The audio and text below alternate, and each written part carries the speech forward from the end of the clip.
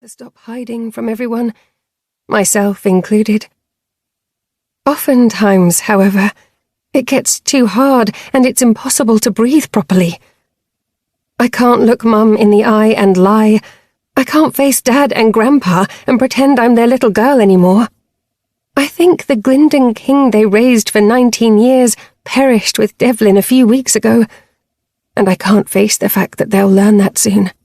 That they'll look at my face and see an imposter, a disgrace to the King name. It's why I'm here, a last attempt to expel the charge building in my body. The air frizzles my honey-coloured hair that's streaked with natural blonde balayage and stuffs it in my eyes. I flip it back and rub my palm on the side of my shorts as I stare down. Down. Down. My rubbing heightens in intensity, and so does the sound of the wind and the waves in my ear.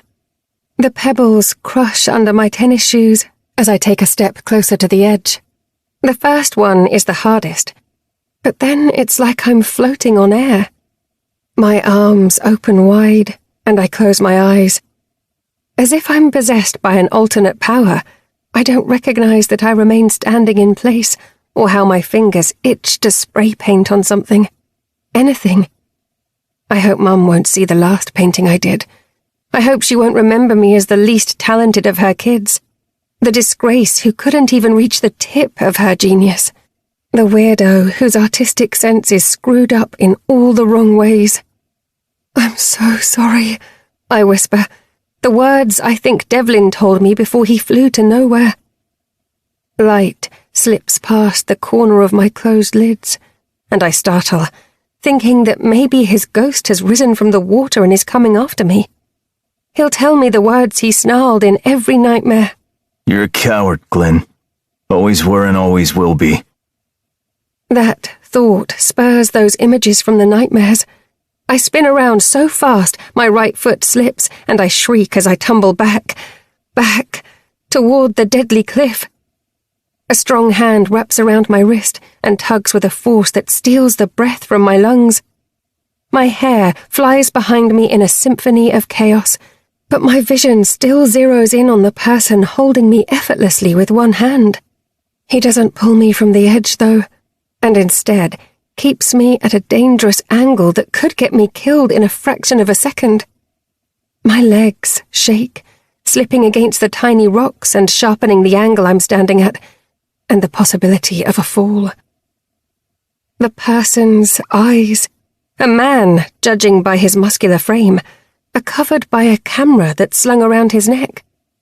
Once again, blinding light flashes directly on my face. So that's the reason behind the startling flash a moment ago. He's been photographing me. It's only then I realize that moisture has gathered in my eyes. My hair is a tragic mess of the wind's making, and the dark circles beneath my eyes could probably be seen from outer space. I'm about to tell him to pull me, because my position is literally on the edge, and I'm scared that if I try to do it myself, I'll just fall. But then, something happens. He slides the camera from his eyes, and my words get caught at the back of my throat. Since it's night, and only the moon offers any type of light, I shouldn't be able to see him so clearly. But I can. It's like I'm seated at the premiere of a film. A thriller. Or maybe a horror. People's eyes usually brighten with emotions, any type. Even grief makes them shine with tears, unsaid words, and irrevocable regrets. His, however, are as dim as the night and just as dark. And the weirdest part is that they're still indistinguishable from their surroundings. If I weren't staring straight at him, I'd think he was a creature of the wilderness. A predator. A monster, maybe. His face is sharp, angular, the type that demands undivided attention, as if he were created for the purpose of luring people into a carefully crafted trap. No, not people. Prey. There's a